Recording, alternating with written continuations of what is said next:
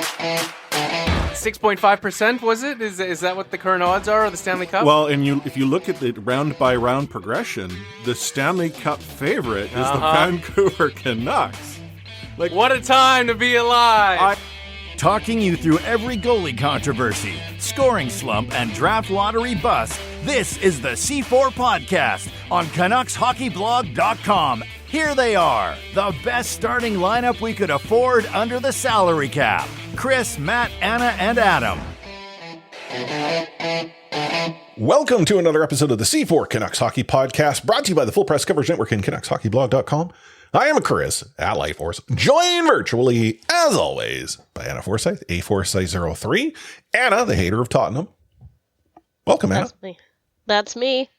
Yep.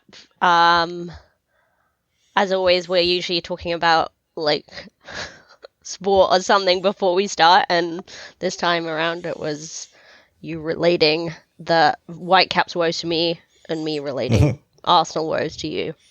But yes, I also had the misfortune of going to the Lennox pub last night. Nothing wrong with the pub in itself, but it is the Tottenham pub in Vancouver. So gross. I wouldn't have known. I'm pretty familiar. Like, I found out yesterday that the Newcastle pub is the Moose Down Under, which I've been to many a time. Yeah. Okay. Yeah, it's random, but like I love the people there. I love Mooses too. Big supporters of netball, so they always host us for the netball dinner every year. I think we've been there together, no? Mm-hmm. We have. With the Blogfather, JJ. Mm-hmm. That was a very random night out. You should have stuck around. But yeah, I met some Newcastle fans yesterday, unfortunately. They were lovely, but yeah. The result of the game was not so good, unlike the Canucks. Well, I mean, the Canucks apparently are a good team, Anna. I don't know if you've heard, but apparently I've heard it. It's a rumor. They are a good team. I was chatting with my uncle earlier this past week. We met up for lunch, and he had asked me, Chris, like, is this the real thing? And I'm like, I haven't a clue. There's absolutely nothing on paper that tells me this Vancouver Canucks team is good. But hey, look at their record. What do I know? And like the statistics, this was before the subsequent San Jose game and then game again this weekend against Dallas, had the Vancouver Canucks as a 10% favorite of making the Stanley Cup final. Like, I remember there's actually a clip from like Matt and I talking about this years ago. That's part of our old intro that we need to replace, but I just never get around to doing it. Yes. Yeah, it is unbelievable. The Vancouver Canucks are in the position that people are like, wow, this team is apparently the real deal. So I think we'll get into that. It is funny, though, don't you think, that, like, we don't like other fan bases insulting our team, but we also don't like other fan bases talking about our team being good. We're just like, don't perceive No us. one insults our team like we do. Yeah. We kind of like to have that ownership of insulting our team, of being really negative, and we get hostile at people being negative towards us, but at the same time when it's like talking us as Stanley Cup favorites, no, we don't like it either. Yeah, you take that back. So, let's get into the week that was. Predators rolled into town. We talked about this on our last episode. This was sort of the game where I thought Vancouver, they got some confidence. They've shown that they can beat Nashville. They're coming off in a game where some arguably egregious refereeing cost them the game in overtime. So a little chip on their shoulder to prove that they're still good. And, the result would tell you that the Vancouver Canucks are good. They beat the Nashville Predators 5-2. The problem is they went about it the somewhat hard way because they proceeded to allow Nashville to score 2 goals in 30 seconds near the end of the first period. And it was at that point I'm like, oh, that's the team I remember. Surprise! Happy Halloween. Yeah. And especially because it's like Colton Sissons. Is his first name Colton? Anyway. I don't know. Cody Sissons? Sissons, anyway. I was just like, yes, classic. Because it was, the 2 BC kids, and it's always just the local kids that the Canucks let slip through their fingers, or and help, elevate the prowess of it. And I don't know if it's the local kids come to town and are like, they amp their game up just that little bit because they're playing in front of their fans, fans, and family. Wow. I'm having trouble here. You've got a lot of F's to give right now. So many F's to give. Speaking of F's to give, off the rails, if you happen to have an opportunity to listen to a recording of the radio broadcast or post-match interview with Vanni Sartini, the head coach of the Vancouver Whitecaps, he had plenty of F's to give too. In fact, he gave so many, he's probably going to have to pay quite a bit of money for them out of his wallet over the course of the offseason. But back on the regular scheduling program, Canucks come out of the second period because I think Tocchet might have had a little say-so with them to show that they're actually a good team. Petey getting a goal, not even a minute in. Do you think he used the S word? He is the shiznit. I was gonna, the other S word that starts with S and ends in T, but is also 4 letters. Saint? Yeah, he's a saint. Let it count, maybe. It was just like, okay, there's like proving that you can turn around from like a loss to a win, but like mid-game, like I think that's different from what we've seen in the past. Like, rather than Canucks just getting in a hole and staying there. Well, this was the old style that we got accustomed to during like the AV era, where a Vancouver Canucks team was never out of a game. Like there was some boring hockey playing on occasion because once they took a lead, they sat on the heck of it. But if they were behind, that was when the exciting style of hockey would come to life. And a team could easily, if they were down a goal or even 2 goals, like, no sweat. They'll even it up next period. No problem. I'm getting those feels from this roster. Petey, deciding that the second period was his to own, tying it up 53 seconds in. And then as they come to a close, putting the team ahead by a goal going into the second intermission.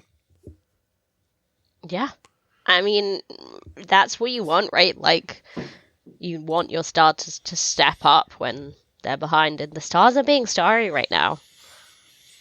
Like, Petey and Quinn, they're, like, stepping into the light. I know. Yeah, Thatcher? Talking about giving some Fs. Like, JT. Like, forechecking. Not giving up on plays. Just, like, whoa. Yeah, I remember hearing some conversation at the end of last year when Tocchet was brought in, and it was around how JT Miller needs a coach like Tocchet to sort of put him in his place, tell him how to play, and to keep him honest. And JT Miller should thrive in that type of scenario. Whereas if you were to look at sort of Bruce Boudreau, great guy, but arguably a player's coach, which JT Miller is not the type of player that apparently does well under a player's coach. Tocchet seems to have, got that memo and is now squeezing, every ounce of effort and F's out of JT Miller as he can. But how this then allows the roster to sort of evolve is amazing. Like JT Miller on the top of his game suddenly means the Vancouver Canucks are no longer a sort of 1 or 2-man threat. You now have to pay attention to multiple players, and he's becoming that power forward that he was always imagined to be. In fact, you could argue, 2.5 seasons ago he was. Yeah, exactly. That's exactly right. Like, Bruce Boudreau was exactly what Vancouver needed at the time when he took over. But you're right, he's like a nice guy. And maybe like JT and Pucks last season, he let too many things go past him. So this, like, it was unsustainable, and like Tocchet is the opposite of that. But yeah, JT would not admit, I'm sure, that he is like putting more effort in, but it's obvious that like the eye test, it checks out. And talking about JT, that goal he scores in the third period, great goal, timely goal, puts the Vancouver Canucks foot directly on the pedal. But it's almost as if him getting that 5th goal motivates Petey to catch up, because it occurred to me that Petey was doing everything in his power to try to generate just that additional goal to get it out of that sort of, dangerous 2-goal lead. And sure enough, he did. Granted, there wasn't a goaltender in the net at the time. But hey, right? At the end of the day, that's the 5th goal of the season for Elias Pettersson. Yeah, and a hat trick is a hat trick. Exactly. The San Jose Sharks, sort of moving into that game. What's going wrong in San Jose? What's going right? I mean, it looks miserable. They scored a goal against Vancouver. Yes. Or did they? Well, hey. Again, they don't draw pictures on the score sheet. It counted. I don't know. Like, obviously, I get it. Like, if you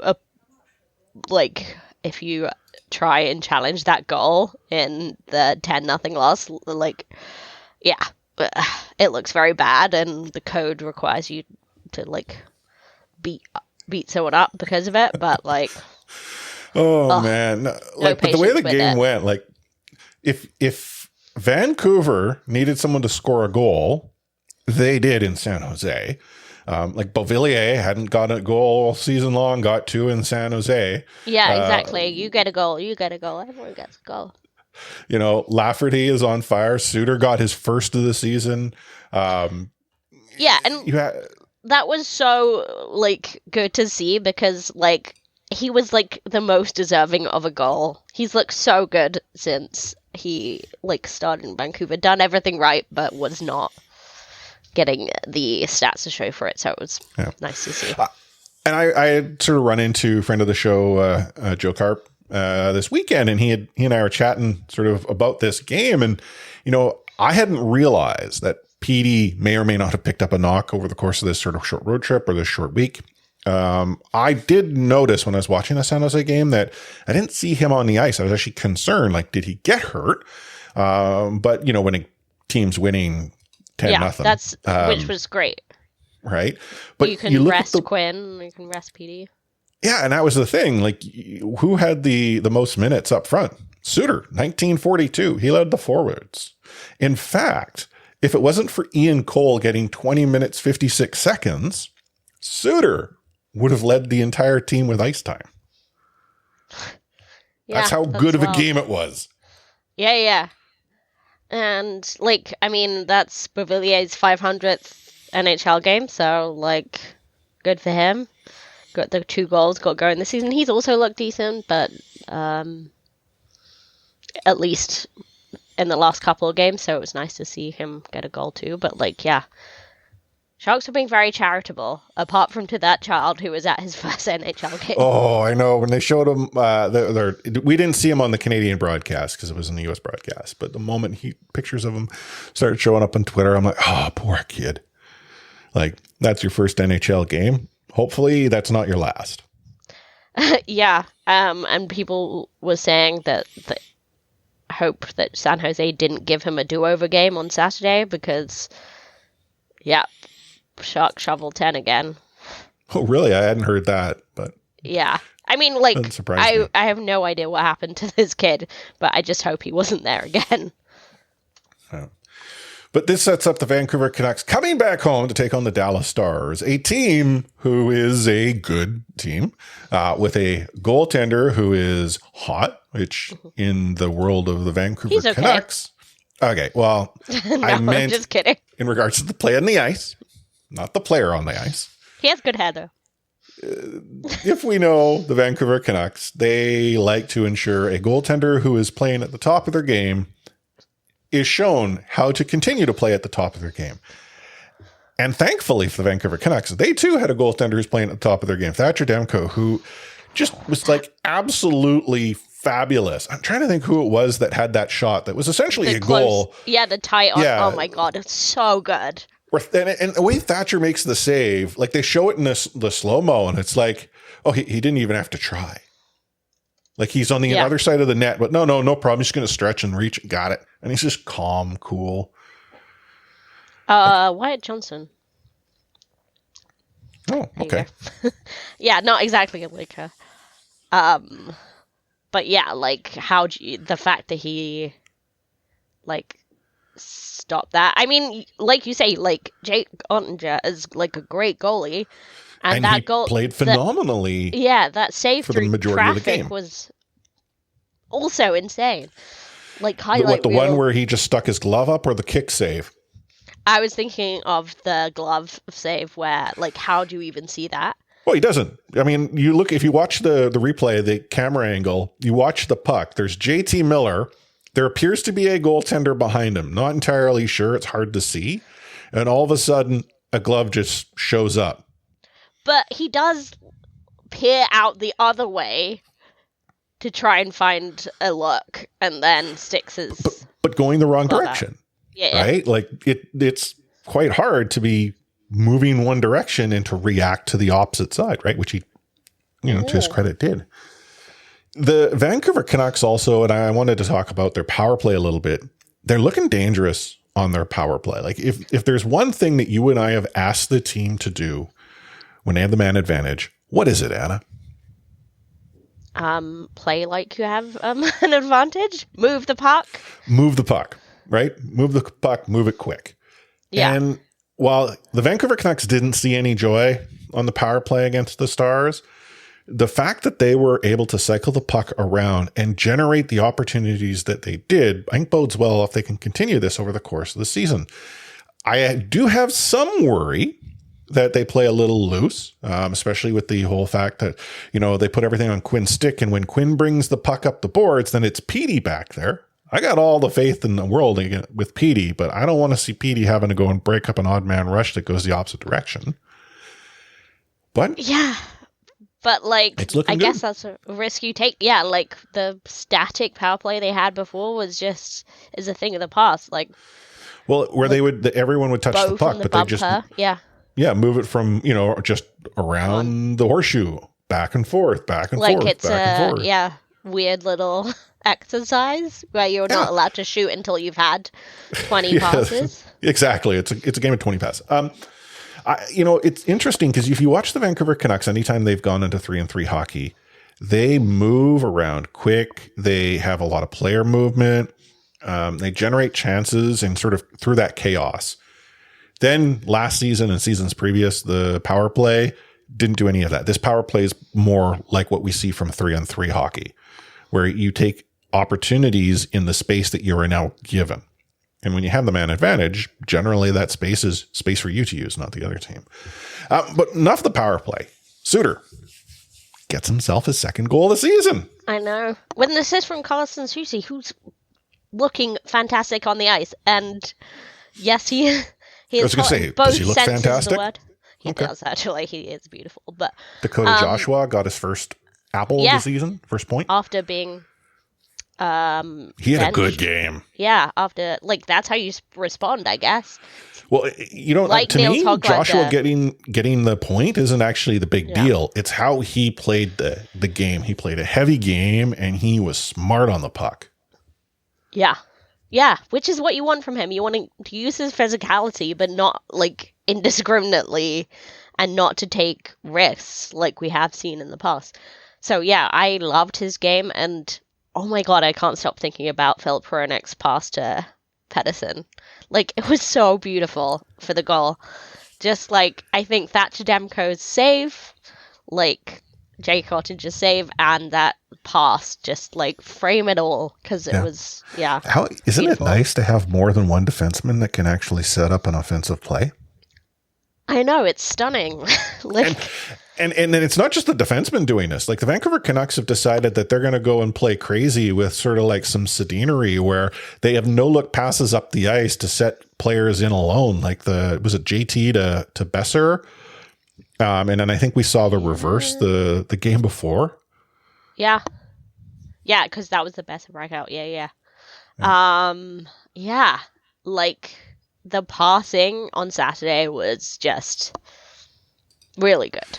It's the confidence. Like, they are playing with so much confidence right now. They are actually doing things that we would have never seen the previous team even consider attempting, because they were too busy gripping their stick hard and worried that they'd make a mistake.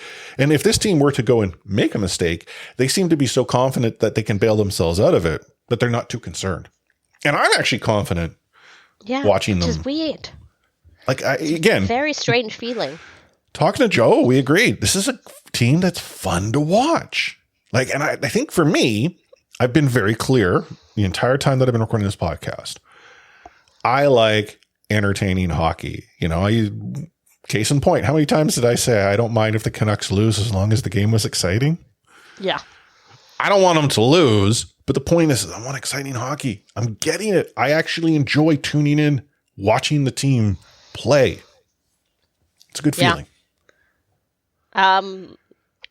Also down Highway 1, Baby Canucks also won 2-0. Arthur Seelov's got a shutout, named first star. And Archie Baines is going from strength to strength. You know, when you look at players that are sent down and you want to say, I want to see you like stand out and show you don't belong in the AHL. That's what Archie Baines looks like right now. He's a class above AHL. Which is great to hear. But then if you were to reward that opportunity, who on the current roster? It's like that. And I actually don't have a problem with this. I actually have zero issues where you as a team have so much depth that you've got players who deserve to be in the big league playing the way they are down in the A, but not having the room to bring them in, because that exerts that pressure on your roster, knowing that a phone call could be the difference between you on the ice or you upstairs. Right. And that's like a good thing. And also just like injuries are going to happen. They are. So like how the fact dare you, Anna? Like I don't curses. Yeah. That's a jinx. That's just going to happen. And also like next thing you're going to tell me that the Vancouver Canucks are going to get 6 shutouts. Speaking of which, he got a shutout when he should have had 2. Just saying.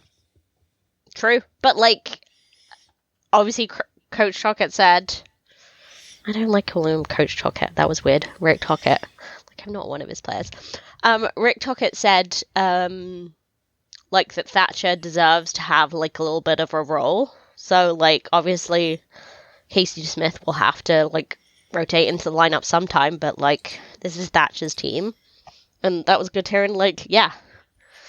Like clearly he's earned it. Yeah. Casey will get an opportunity next weekend. Yeah. Which we'll talk about now. Vancouver Canucks play against the Edmonton Oilers on Monday. The Oilers, not as bad as the Sharks. But bad. Like, the Sharks have 1 point in an overtime loss. Edmonton have 5. Like... I mean, Connor McDavid's back, but he's not really back. No, I know. I was going to say, and I know we don't follow the Oilers, but like, I don't think anyone would have thought the Oilers would have been in such dire straits at this point of the season as they currently are. Yeah, and I think people are saying, like, I've heard lots of people saying they'll figure it out because they have such good players in Connor McDavid, in Leon Draisaitl, in... I mean, Nugent Hopkins is a different conversation, but, like, there's a few players, but, like, it's kind of what happened to the Canucks that, like, the goaltending, like, but they don't have the goaltending, right? Like, they're struggling defensively, but they don't have goaltending to bail them out. They haven't had a world-class goalie in a long time. I kind of had this conversation this week with an Oilers fan, and they debated that, and that's fine. But, like, when you, like, if you don't have that solid defense, like, you need, like, better than average goaltending to seal games for you. And it doesn't matter how good your, like, front end is. And right now the front end is struggling. Yeah. You hate to see it. Except I don't. Except we don't. Except it's just very funny.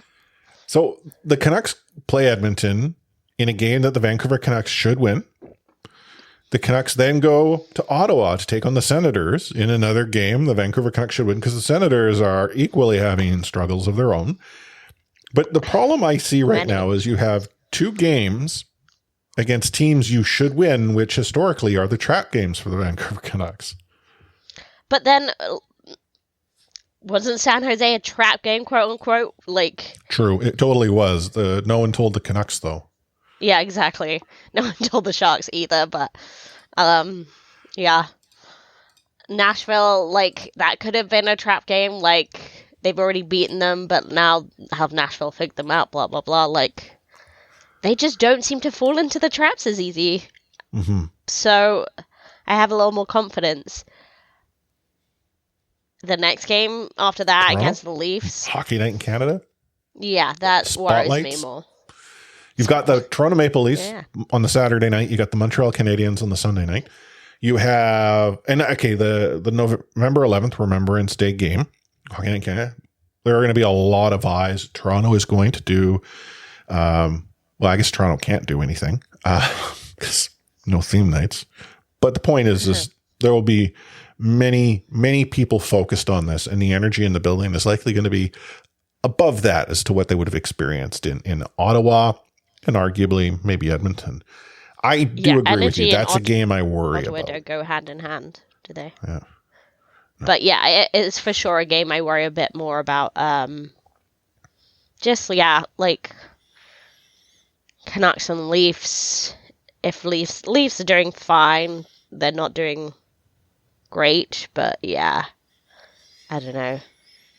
So if the Saturday, Canucks were to Sunday. take an L, Mm-hmm. and only one, which game is it? Toronto. Yeah? You don't think that they take the L in Montreal, take the dub in Toronto? Oh, I see what you mean. Like, Because if you're going to start Thatcher, yeah. I think you start Toronto. Thatcher against Toronto and give it to Yeah. Smith the Habs. And I'm not knocking DeSmith. I think DeSmith is a capable backup.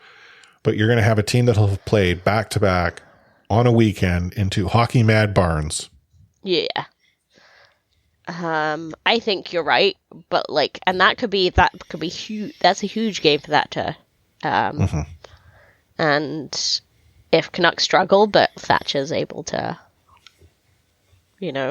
hold them in it, then that's massive for him. Yeah. Take a moment now to let you know we won't be here next week. It being a long weekend, we'll be off. So I thought what we could do is we could actually look ahead a further week when the Vancouver Canucks Why not? come back home from the road to take on the New York Islanders Wednesday night, 15th. Oh, cool. Is the Larksiders game? Or is it Anna's going to a game? No, it's Larksiders, and it's Diwali. Once again, all the You won't Diwali know it. merch looks sick, but I do not have $750 to No? spend on a jersey. That's too bad. But I will probably get a sticker or two. But the Islanders, they're kind of in the middle of the pack as well. To me, this is a game that you come back from not a long road trip, but you do have a couple of nights at home. Islanders, Bo's back in the building. Think they? Oh yeah, that's the welcome Bo game, and Thanks, he'll be up to play. Yeah, for sure. And honestly, like, there's been a lot of talk about the sort of Bo era of captaincy because of Quinn's captaincy now and, like, him stepping into the role well. Like, I get that people can say that Bo wasn't the most inspiring captain, but I think he was captain in the most difficult of circumstances. Oh, no doubt. And I think he did what he could at the time. And, like, he was handpicked by the Sedins, like, as their successor. Bo didn't get to pick his successor, obviously, but he said if he did, he would have picked Quinn. And, like, I think, despite his, like, comment about, like, the Vancouver building being a little quiet, but, like, Petey literally this week said it's fun to play here now, like, implying that it maybe wasn't before. So, yeah, I'm not mad at Bo. But yeah, it is peace be with you. Like, he had to move on, and Love you, Bo. Hope you lose. yeah, exactly. Like, I'm okay with him moving on and new era. Yeah. So Islanders come to town. This is when we talk about the context of trap games. To town. This is when we talk about the context of trap games. To me, that might be a trap. I even see more that. so now, thinking Bo being back in the building. NHL scheduling is fun. So the Vancouver Canucks then leave that night to go to Calgary because they take on the Flames. So they come back for one game, go back on the road, take on the Flames in another game that could very well be a trap game. Flames not doing as poorly as the Oilers, but that's not again saying a whole lot. And then they come back home to take on the Kraken on the Saturday for some late night hockey night in Canada action. The Kraken are actually doing better when we think about the division. That said, that's also not saying a lot because they're middle of the pack. Like you think about the Pacific right now. Like you have two teams, well, three: Vancouver, Vegas, and LA. And there's a bunch of other teams that are apparently in the division right now. That just seems to be the way things are going. Yeah, and isn't it funny? It's like, it's almost like the old days of the Northwest Division where like Canucks were utterly dominant, but it was a pretty weak division. Yeah. And now it's like Vancouver and Vegas and somewhat LA. But like, again, the division's still pretty weak, but Vegas, like you would say, is still like the team to beat in the whole West. I mean, the Stanley Cup champs, like, yeah. Well, they're playing like they want to win it a second time around. So, which is like fair enough because I was like, they put all their eggs in one basket to win it that year, and fair enough. Like their title defense is doing decently well, unlike the England Cricket World Cup title defense. Oh well. Anywho, I think we'll be back in 2 weeks' time to talk about the Vancouver Canucks either continuing this trend of dubs on the scoreboard or potentially running into a couple of traps and maybe derailing themselves a little bit. But if that were to be the case, I actually have some confidence that they'll be able to turn things around as they continue to head towards the end of the calendar year. One thing that you and I are about to turn around, though, is our show, because we're going to take ourselves a short break. You're listening to the C4 Canucks Hockey Podcast, brought to you by the Full Press Coverage Network and CanucksHockeyBlog.com.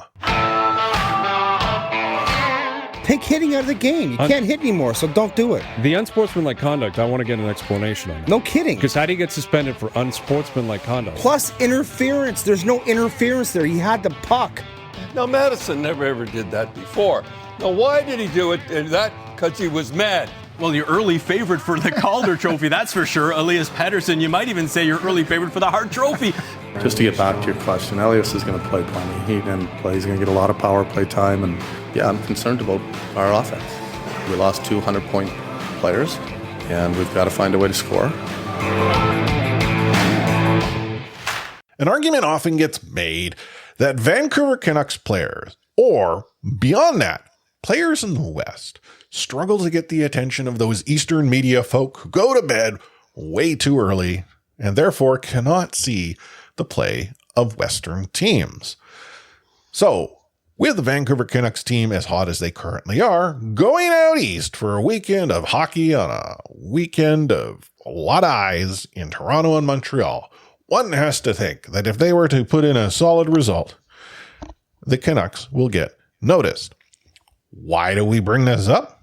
Well, you put in the rundown that there is currently 3 Canucks who have solid shots at NHL rewards. You've got Demko with the Vezina. You've got Hughes with the Norris. And I'm going to presume Petey, you're thinking MVP. Yeah, although right now he has a decent shot at the scoring title as well.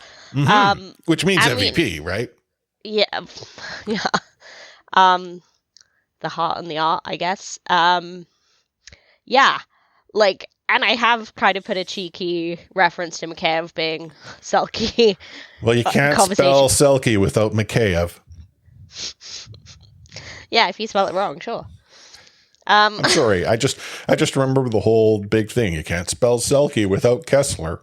Yeah. I mean, like, we all know that, like, Bergeron, like, won that 100 times in a row, like, and I don't really think that Mikheyev's in the conversation. One, it's way too early. He's still, like, yeah, we're just very impressed with how he's come back from his injury and maybe surprised.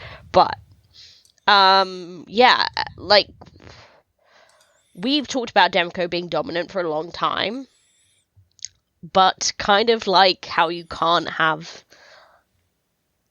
like, you can't give the MVP to a player, like, on a crap team, even though I think that kind of makes sense. If the defense, like, even though that shows off more the fact that he was dominant when the defense was so terrible in front of him, like, people don't like that. They kind of want to give it to someone who's, like, keeping out the pucks and playing on a dominant team and helping his team be dominant, right? So, I think now that that's happening, like, and yeah, like you say, like, huge game this weekend, huge road trip, like, where the Eastern writers actually pay attention to teams when they play in Eastern Canada or on the Eastern Seaboard there, like, yeah. I think it's massive. It is, and it's also equally important that the team put up results to continue to keep themselves in the conversation or to, quote unquote, maybe cause a writer or two to stay up a little late to see what's going on. Now, I want to actually talk a little bit about the Vezina first, because one of the crazy things about the Vezina is that the goaltender who wins it doesn't always have the lowest GAA. And it's arguably the goaltender who's on the best team that wins it. Now, yeah, which is, like, weird, because, like, what is the Jennings for then? Well, so that's the thing, that the Jennings is for that, but this is why it becomes an issue. Like right now, Thatcher Demko has the best GA of goaltenders with like 6 or more games. And the reason I say 6 or more is because I think Reimer has like 5. And it's so early in the season that the difference between an 8-game or a 5-game, start, not a whole lot. But Aiden Hill in Vegas has himself a 181. And that might seem like significantly worse than Demko's 155. People are like, oh, look at Vegas is good. It's their goaltender. Even though Thatcher, like this comes even to like the MVP. If Thatcher isn't in net for Vancouver right now, they're nowhere near as good as they have been. Yeah, they're exciting to watch, but they have relied on Thatcher to keep him into early games and make some crazy saves. Like he doesn't go and rob Dallas. Dallas goes up 1-0. That game is different. Yeah. Totally. I mean, Aiden Hill, like, God, he must be happy to have gotten out of San Jose. Like, won a cup and, playing behind Vegas defense rather than San Jose. But yeah, I think he has been stealing games and standing on his head for a long time. Like, we joke about Bubble Demko. But, like, remember that video that came out? Did I talk about this last week on the pod, or that was on Twitter? But where, like, the video that came out during the lockdown, during the COVID shutdown, of him starting to practice, but not on the ice. And literally, it was the cringiest thing you've ever seen, where he was, like, really slow, and everyone was like, oh, this is our, like, back up, like, what are we doing here? Like, and then look at him now, like, boy darn good. Like, I think he's been dominant a while, but you're right in saying that the NHL do not like rewarding terrible teams with good goalies. Well, Vancouver, in fairness, isn't a terrible team as it stands. They are there with Vegas. Like, Vegas is ahead simply because of games played. Yeah, and I guess I'm saying, like, they have been terrible when Thatcher's been good. So, yeah, I think it's, a legit chance, but like you say, it does require some Eastern writers to stay up past their bedtime for a few nights down the stretch.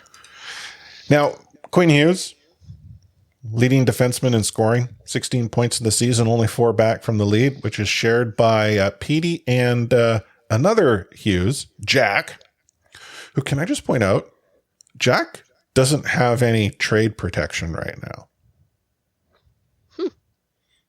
You know, I get we're going to talk about like Petey and getting his $11 billion or whatever the heck it was that Friedman said he should get. Yeah. But let's say, Petey isn't going to be back. Would it be possible to call New Jersey to say, hey, reuniting the Hughes brothers in Jersey? Like, I know. Hey, let's just do it in Vancouver now instead. Yeah, exactly. Because Luke Hughes is third in rookie scoring. Like, what do they put in the water in Michigan is what I want to know. Because, yeah. Specifically the Hughes household. Yeah. Actually, we do know what they put in the water in Michigan. That was a bad comment to make. Let's scratch that. I can't edit it out. Low budget. But no, I mean, the Vancouver Canucks could have this conversation. The Hughes come here as opposed to New Jersey. You never know. Petey himself, as you pointed out, said Vancouver's a fun city to play in. But that's the thing. Like, I can't remember the last time we were able to have these types of conversations. Yeah, it's early. We're a month into the season. But we're a month into the season. Yeah. We're not like, hey, guys, we won 2 games. Woo! Yeah, Parade's and going Quinn down Hughes Georgia. has been good for a long time, right? But this is like dominance, and like he's not just playing in a Canadian market, he's a captain in a Canadian market and a hungry Canadian market who hasn't won a cup. Like, talk about pressure. Like, this kid is feeling it, and pressure is a privilege, like what does Tocchet say? Meet pressure with pressure. Like, Quinn Hughes is stepping up to the plate big time. Honestly, though, like, I joked about this on Twitter last night after the game, but I do think, yes, it's partly the people in the East don't want to stay up, but I also think Quinn Hughes looks so timid and ridiculous that, like, have you seen the less scary looking? When Quinn Hughes is excited, his level of excited is like, I just woke up. Yeah, exactly. He is, like, if anyone's seen the teen that just woke up on SNL, which is maybe my favorite bit they've ever done, that is Quinn Hughes all over. And, like, he is so smart. Like, when he talks about hockey, he's really smart, but he doesn't sell himself. He's not funny. Like, he's just not. And, like, even when he's saying something really smart, he sounds like he's, like, about to fall asleep. So he's just that calm. He is that calm, and which is great, but, like, I do think that contributes, like, subconsciously. True. People are just like, he's no fun. And therefore, we better not give him an award. We don't want to celebrate, no fun in this league. I mean, like, I'm sure if he's walking the line in front of you with the puck and the power play, he's a bit scary, but otherwise he does not look terrifying or dominant in any way, so. Anyhow, I mean, let's revisit this conversation, this time in December and see if, one, the conversation still holds water, and two, hey, how are the Canucks doing? Is the parade still going down in Georgia? I don't know. Yeah, and, like, honestly, we might look so dumb in December for being this excited about the team, but, like, Canucks are fun to watch right now, so we got to take the joy whilst you get it. Like, don't spend your time wallowing in, it might rain tomorrow. It's going to rain. It's Vancouver. It is, exactly. The sunshine. I like the weather analogy because someone once asked me, when it comes to the Vancouver Canucks, why do you get so excited? It's because, it's just like sunshine during the rainy season. When it shows up, you celebrate the hell out of it. It's the most beautiful thing you've ever seen because you know what tomorrow brings, and it's not all that good. With Vancouver, I'm long-suffering enough to know that's going to happen. Just hopefully not like anytime soon because I am enjoying the ride. Last week, we talked about player safety, and what has now started to occur is some forward thinking, maybe not in the NHL per se, for reasons, but we're now seeing the use of neck guards as being players will wear them. I believe the Vancouver Giants is an organization locally. Their players are wearing them. The Pittsburgh Penguins, they've told their farm team, you're wearing them. And there does seem to be, I'm not going to suggest an appetite to introduce them in the NHL, but a conversation that goes to that line that we sort of introduced where you come into the league, you got one on. It's optional for everyone else who's currently in here, but eventually it'll simply be the reality, whether it be helmets, whether it be visors, now neck guards. It's unfortunate it took such a horrific event to be the impetus for that change. Yeah. But I am glad that it's being taken that seriously. Yeah, like there was a really good conversation during the intermission. I'm pretty sure of the Nashville game. Yeah. And like Imac and Satish are like talking about like it being like somewhat inevitable, because they said, you know, like I think it was Sat was saying, like they can't say if this happens in the NHL, they can't say they hadn't been warned, right? Like the worst thing has already happened. And I'm, for one, pleasantly surprised at the sort of interest and uptake already. Like, I think Yanni Gourde, I don't actually know if he ended up wearing it for the game at the weekend, but he was certainly wearing a net guard in warm-ups and said that he's trying some different versions out and seeing what feels comfortable. And he wasn't sure if he was going to play with it yet, but, yeah. And TJ Oshie, I think he definitely warmed up in net guard. I'm pretty sure he played in one in the Caps game during the week. So, yeah, I think the more it becomes normalized, the better. Like, just with big names like that, taking the step. Because you know that their wives are at home. Their loved ones are saying, their mom's calling them up and saying, you do not get on that ice without protecting yourself. Mm-hmm. Yeah, I would be genuinely shocked if by the start of next season, neck guards aren't grandfathered in. The only reason why I could see it not happening, and as silly as a reason as it is that the collective agreement becomes a problem. Yet, like how as you as a PA would look to argue over this? Like as in the league, like to me, that's the wrong message to be sent. Like it's common sense. Hey, we need to do this.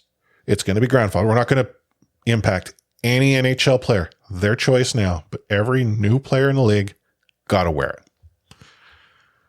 Like, yeah, and like honestly, I was asked by a friend back home because it happened in England. Like I got a lot of texts about it.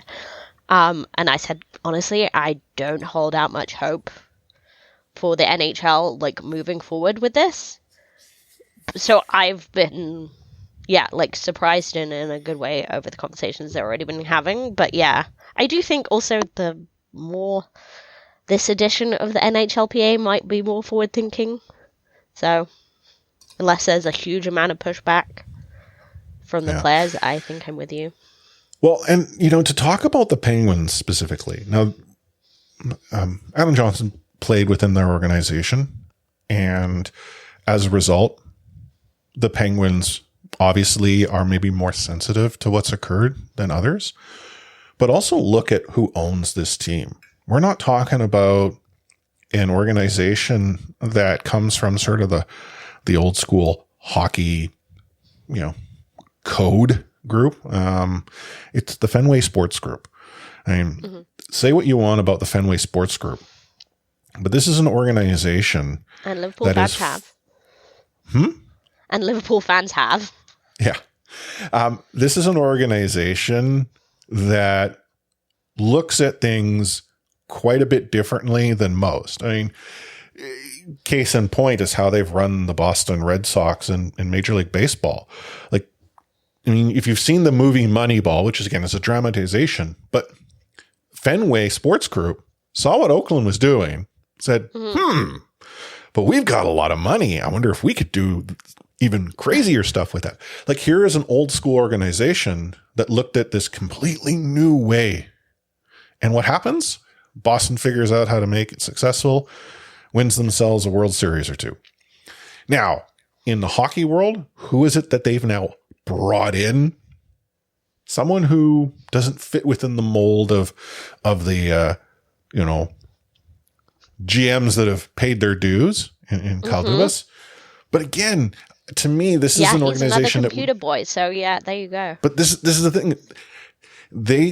I don't mean to say this in the sense that it's going to cross, but they're going to view their players as commodities, and you got to keep those commodities safe.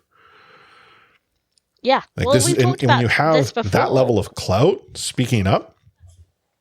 Yeah, we've talked about this before when it comes to concussion. Like, even if you're looking at hockey players as commodities, like, it doesn't make sense to not take head injuries and concussion seriously, because your assets will depreciate, like, Significantly. But yeah, you're right. Like, also, kind of going back to what I said of leading by example, we're looking at the Pride Tape thing. It was sort of proved, like, it took a player on a two-way contract to do it, but it just proves, like, players have power. They speak up, a few important voices speak up, and that's how you can change the culture. Yeah. Well, again, a week ago, I don't think you or I, if we were told this is going to happen, we would have agreed with you. We would have looked at the league as being, nah, it's not going to change. It needs to, it should, but it won't. And yet, look what's already happening. So, yeah, it will be back in 2 weeks' time. What more might have changed? Maybe the clouds will have parted, the light will have shone on the league, and they'll become much more progressive in their thought in a number of different areas. Well, we can only hope. Mm-hmm. But as mentioned multiple times at this point, we are going to be off for the next 2 weeks as we take next weekend off to focus on ourselves, our family, and our loved ones. And as we do, it is a long weekend. So please, don't miss us too much. That said, you do want to take part in the conversation with us. You can do so at any time through Discord, discord.io/C4 podcast. Or alternatively, we're still on Twitter or X or Zitter or whatever it's called at the C4 podcast. And we're on Threads at the Real C4 podcast. We also have an Instagram account because I needed to create that to do the Threads account. But hey, I couldn't get the C4 podcast. I could not get C4 podcast. So we're the Real C4 podcast on Threads. Because we're real. Yeah. Some people can confirm that. Yeah. If you want to support the show, like our supporters Neil and Anna's mom have, you can chip a few dollars our way, either as a one-off, where you can buy us a coffee, or as Anna and I like to tell you to do, buy me a pint. And that's by going to support.c4podcast.com. You can do it as a one-off. You can do it as a monthly contribution. You can do it as an annual contribution, which just takes the monthly ones, multiplies it by 10, and helps us sort of pay for our bills when it comes to the hosting of the podcast, the software we use to record, all that jazz. It is costly. And it's your support that allows us to continue to do what we do. And our broken website's at c4podcast.com. One day I'll get to fix it, but I don't know how to do it. So till then, it's broken. But Anna, got any final words of wisdom for our listeners this week? Well, in the tradition that I'm accidentally upholding, I'm also wearing another fun graphic tee this week. Would you like to read it out for the listeners? Totally. Anna's here all about the making whoopee. Yeah. Coolest team name in hockey. The sadly defunct Making Whoopee. This is one of my favorite t-shirts. So yeah. I don't have any wisdom. Just like have fun, I guess, because that's all we got. Well, I saw the shirt and I saw just like the top. I'm like, oh, Anna's making whoopee. And I wanted to bring it up in the show, but I just didn't realize I had to wait for you to do it. There you go. Final words of wisdom for me. I got none. I never do. I'm not that smart. It's one of the reasons why Anna's here. She's the brains. I'm just the guy that records it. But on behalf of Anna, gonna call yourself 3, the myself, beauty Chris, there. at Light Force, I'm signing off with "We out."